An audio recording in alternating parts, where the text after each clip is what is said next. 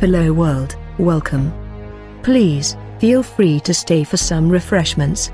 We shall start you off with our pure, sparkling water, and our delicious basket of fresh, warm, unleavened bread to start with, and then we shall get into the wine and meat of the meal that we shall feed you with while you are visiting. We welcome everyone, and is no one person excluded over another, for there is plenty for everyone. Okay then, let's get started. King Solomon spoke the Father's secret languages to all the ages after him who were given the Holy Spirit of wisdom and understanding. For the Father gave Solomon wisdom and understanding exceeding much. For he was wiser than all men, and he spoke 3,000 proverbs, and his songs were 1,005. And he spoke of trees, from the cedar tree that is in Lebanon, even of the hyssop that springs out of the wall. He spoke also of beasts,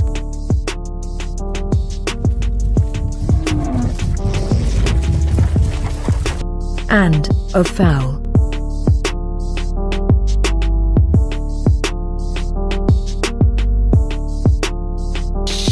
and of creeping things, and of fishes. It is said, people from the greatest to the very least, traveled from afar, just to hear about these particular trees, beasts, fowls, creeping things and of fishes. From all the kings of the earth, came they, to hear of Solomon's wisdom. But what was it that was so intriguing about what Solomon was speaking compared to any other man who may have spoken regarding these things? For I can assure you what Solomon spoke of was not of worldly perception nor understanding. We must first turn to the miracle of Jesus, when he healed the blind man. For this blind man represents the people of the world today. But you must understand, this is a spiritual blindness, not a physical one. You will see why shortly. Mark 8 verse 22 through 26 King James Version. And he cometh to Bethsaida, and they bring a blind man unto him, and besought him to touch him. And he took the blind man by the hand, and led him out of the town, and when he had spit on his eyes, and put his hands upon him, he asked him if he saw anything. And he looked up, and said, I see men as trees, walking. After that, he put his hands again upon his eyes, and made him look up, and he was restored, and saw every man clearly. And he sent him away to his house, saying, Neither go into the town, nor tell it to any in the town. Now, the false preachers teach that this blind man was literally blind, and that when Christ put his hands upon the blind man's eyes the first time, that the man simply had blurry vision at the time of the healing, and that's why he saw men that looked like trees. But this makes no sense whatsoever, because Christ was not one to go half-hearted when healing the blind. You see, the reason Christ healed the blind man was because the book is sealed. The living word knows your faith and whether you understand the mystery of it. For it is your faith that shall heal you. Jesus gave the blind man a glimpse at spiritual understanding. Then he restored his sight fully, and the blind man saw all men clearly.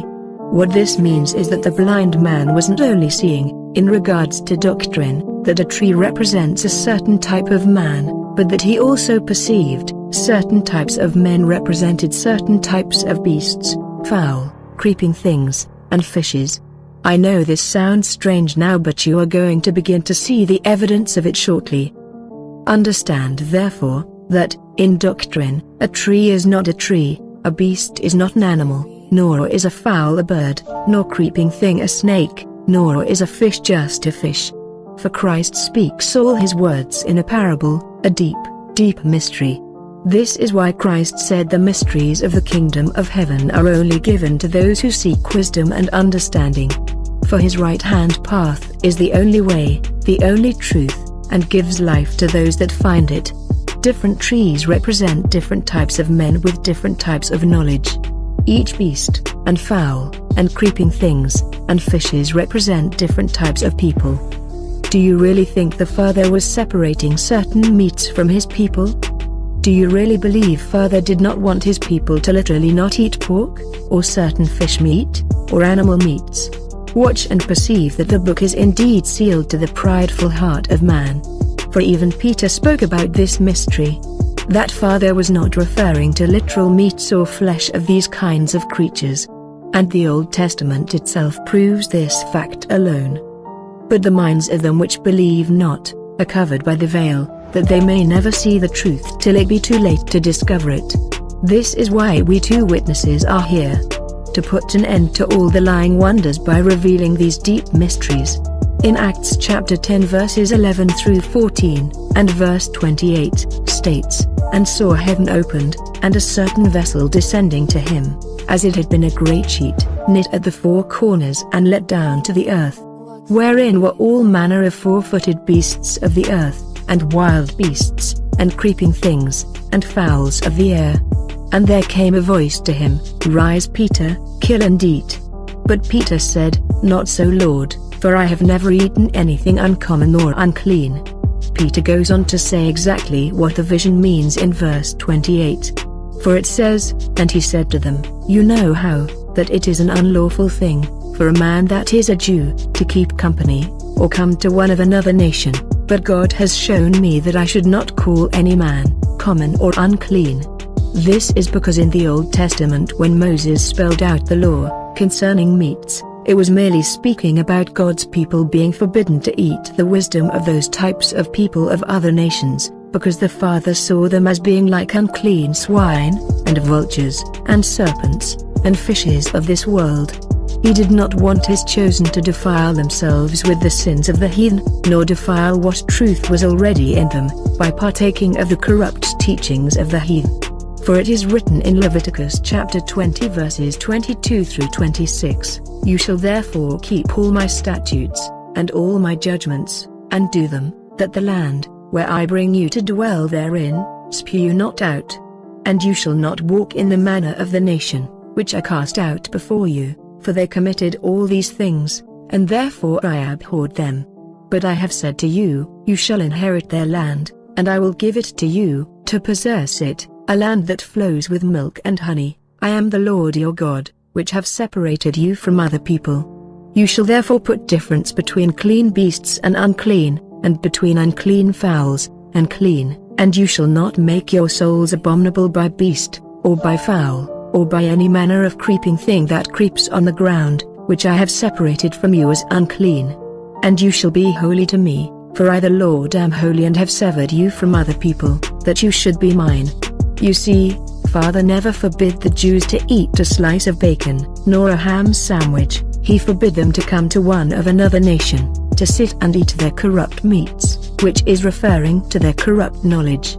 The evidence of this is written in a book that was kept from your eyes, for it is written in the Gospel of Barnabas chapter 9. But why did Moses say, Ye shall not eat of the swine, neither the eagle, nor the hawk, nor the crow, nor any fish that has not a scale upon him?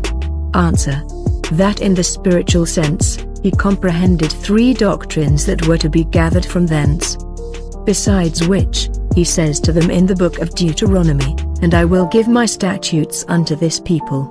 Wherefore, it is not the command of God that they should not eat these things. But Moses, in the Spirit, spake unto them. Now the sow, he forbade them to eat, meaning, thus much, Thou shalt not join thyself to such persons as are like unto swine, who, while they live in pleasure, forget their God. But when anyone pinches them, then they know the Lord, as the sow, when she is full, knows not her master, and being again fed, is silent. Neither, says he, shalt thou weigh the eagle, nor the hawk, nor the kite, nor the crow. That is, thou shalt not keep company with such kind of men, that know not, how by their labor and sweat, to get themselves food, but injuriously ravish away the things of others, and watch how to place snares for them, when at the same time, they appear to live in perfect innocence.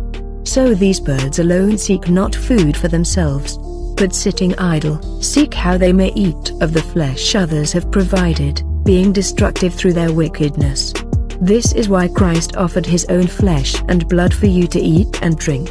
Carrying on. Neither, says he, shalt thou eat the lamprey, nor the polyps, nor the cuttlefish, that is, thou shalt not be like such men, by using to converse with them, who are altogether wicked, and are judged to death. For so those fishes are alone, accursed, and wallow in the mire, nor swim as other fishes, but tumble in the dirt, at the bottom of the deep. But he adds, neither shalt thou eat of the hare. To what end? To signify this to us, thou shalt not be an adulterer, nor liken thyself to such persons. For the hare, every year, multiplies the places of its conception, and so many years as it lives, so many it has.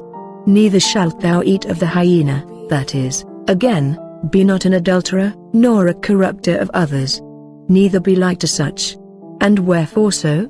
Because that creature, every year, changes its kind, and is sometimes male and sometimes female. For which cause, also he justly hated the weasel, to the end that they should not be like such persons, who, with their mouths, commit wickedness. Because that animal conceives with its mouth. Moses, therefore, speaking as concerning meats, delivered indeed 3 great precepts to them in the spiritual signification of those commands. But they, according to the desires of the flesh, understood him as if he had only meant it of meats. And therefore, David took aright the knowledge of his threefold command, saying in like manner, Blessed is the man that hath not walked in the counsel of the ungodly, as the fishes before mentioned in the bottom of the deep, in darkness. Nor stood in the way of sinners, as they who seem to fear the Lord, but yet sin, as the sow, and hath not say in the seat of the scorners, as those birds who sit and watch that they may devour. Here you have the law, concerning meat, perfectly set forth, and according to the true knowledge of it. But, says Moses, he shall eat all that divideth the hoof, and cheweth the cud, signifying thereby such a one as having taken his food, knows him that nourisheth him, and resting upon him, rejoiceth in him. But why might they eat those that clave the hoof? Because, the righteous liveth in this present world, but his expectation is fixed upon the other. See, brethren, how admirably Moses commanded these things. But how should we thus know all this, and understand it? We, therefore, understanding aright the commandments, speak as the Lord would have us. Wherefore, he has circumcised our ears, and our hearts, that we might know these things. We thank you for coming here, within our gates, to partake of our water, our wine, our bread, our meats, and our fruits. Please come back again, when we shall reveal the graven image in more depth, the trees which we shall cut down by their roots,